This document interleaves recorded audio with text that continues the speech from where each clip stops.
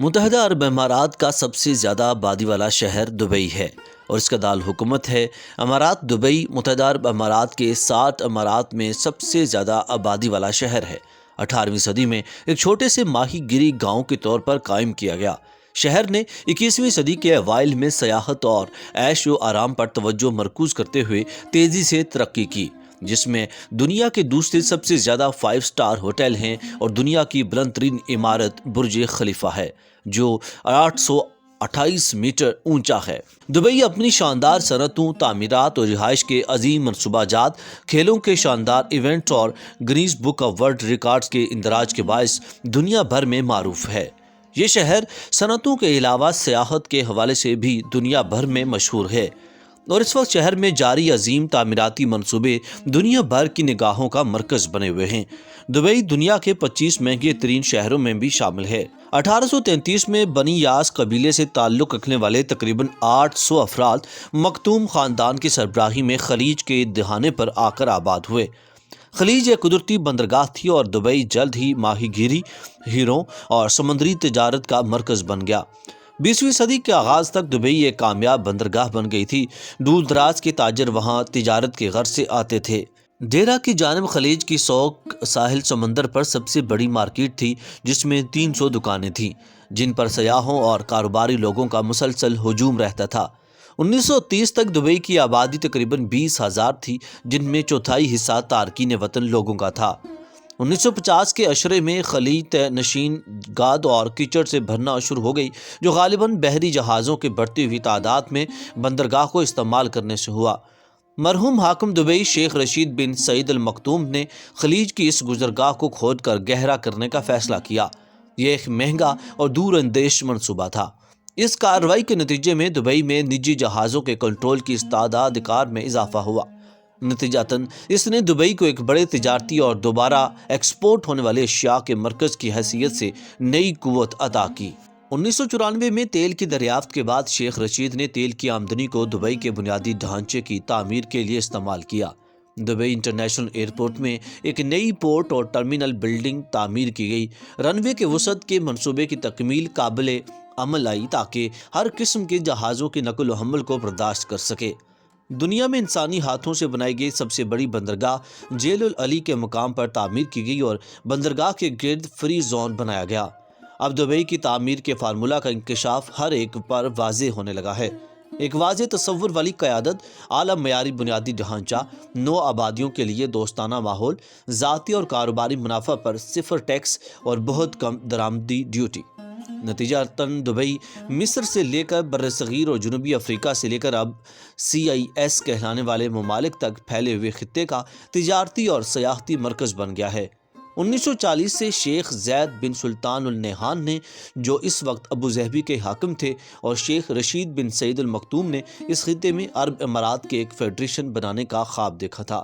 1970 میں جب Dubai, Abu Dhabi, Sharjah, عجمان، ام القوین، فجیرہ اور 1972 میں راس الخیمہ متحدہ عرب امارات بنانے کے لیے متحد ہوئے تو ان کا یہ خواب تعمیر و تعبیر ہوا۔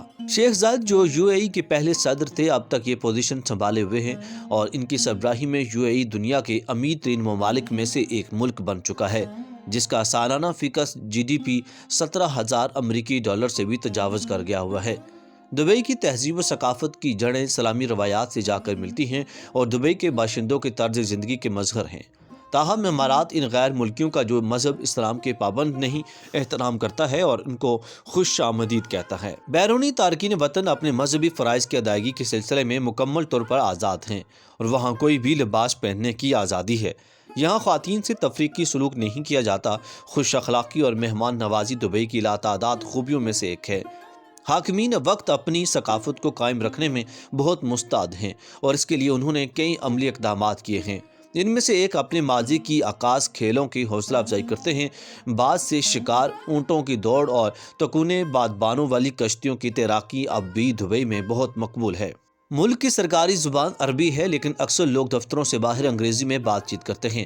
مختلف اقوام سے تعلق رکھنے والے لوگ دبئی میں رہتے ہیں اور انگریزوں کو روزمرہ کی بات چیت میں ایک مشترکہ زبان کے طور پر استعمال کرتے ہیں۔ اکثر سڑکوں اور دکانوں کے سائن بورڈ اور ہوٹلوں کے مینیو عربی اور انگریزی دونوں میں لکھے ہوتے ہیں۔ امارات کے مقامی لوگ عموماً روایتی لباس استعمال کرتے ہیں۔ مرد حضرات سفید لمبا چوغا اور اس کے ساتھ سفید یا سرخ چیک والا رومال غترہ شیماغ پہنتے ہیں۔ عوامی مقامات پر خواتین عبایا، ایک کالے رنگ کا برقع جو کہ ان کے عام لباس کو ڈھانپ لیتا ہے، استعمال کرتی ہیں۔ وہ اپنے سروں کو سکارف سے بھی ڈھانپتی ہیں۔ سیاحوں کی فوٹوگرافی قابل قبول ہے اور ان سے تمام خوبصورت چیزوں کی تصویر کشی کی توقع کی جاتی ہے۔ عام طور پر لوگوں کی تصویر اتارنے سے پہلے ان سے پوچھنا ایک مہذب طریقہ خیال کیا جاتا ہے، جبکہ حکومتی عمارتوں، فوجی تنصیبات، بندرگاہوں اور ہوائی اڈوں کی تصویر کشی سے اجتناب کرنا چاہیے۔ مسلمان عورتوں کی تصویر لینا ناپسندیدہ خیال کیا جاتا ہے۔ عربی کھانے پکانے کے طریقے مختلف اقسام اور مختلف ممالک مثل مراکش، شام، افغانستان، لبنان، تیونس اور دوسرے کئی ممالک سے اخذ کیے جاتے ہیں۔ پورے شہر میں دکاندار شاورما بیچتے ہیں اور اس کی تیاری میں دمبا یا مرغی کے گرم روسٹ ہوتے ہوئے گوشت سے قطعے کاٹ کر سینڈوچ میں استعمال کیے جاتے ہیں۔ اس کے علاوہ اس میں سبزیاں بھی استعمال کی جاتی ہیں۔ تازہ جوس کے دکانداروں کو کسی بھی قسم کے تازہ جوس مثلا انناس، کیلا، آم یا مکس کاکٹیل کا آرڈر دیا جا سکتا ہے۔ شراب صرف لائسنس شدہ ریسٹورنٹس یا میے خانے پر ہی فروخت کی جاتی ہے۔ یہ کچھ تفریحی کلبوں میں بھی دستیاب ہے۔ زیادہ تر اقامتی یا کاروباری مقامات پر شیشہ پائپ سے اسموکنگ کی جاتی ہے۔ یہ پانی کے روایتی پائپ ہوتے ہیں جس میں اسٹرابری اور سیب کی خوشبو والا تمباکو استعمال کیا جاتا ہے۔ عموماً کیفے یا ریسٹورنٹ میں بیٹھنے کے دوران میں لوگ شیشہ سے لطف اندوز ہوتے ہیں۔ اوائل 1990 میں دبئی نے صحت مند اور اعلیٰ سیر و سیاحت کا بین الاقوامی مرکز بن کر عملی طور پر ابھر کر سامنے آنے کا اصولی فیصلہ کیا۔ اس فیصلے کے بعد سیر و سیاحت پر کیے جانے والے اخراجات نے پہلے سالوں سے بہت زیادہ منافع دیا۔ 2000 میں مہمانوں کی تعداد حیران کن طور پر 3 ملین تک پہنچ گئی، جو کہ دبئی کی آبادی 8,50,000 سے بھی تجاوز کر گئی ہے۔ دبئی اب ایک ایسا شہر ہے جس کے قابل فخر ہوٹلوں، اعلیٰ معماری صنعت، دنیا کی بہترین مہمان نوازی اور کھیل کی تفریحات کا کوئی ثانی نہیں ہے۔ جمیرہ کے کنارے واقع خوبصورت برج العرب ہوٹل دنیا کا واحد 7 سٹار ہوٹل ہے۔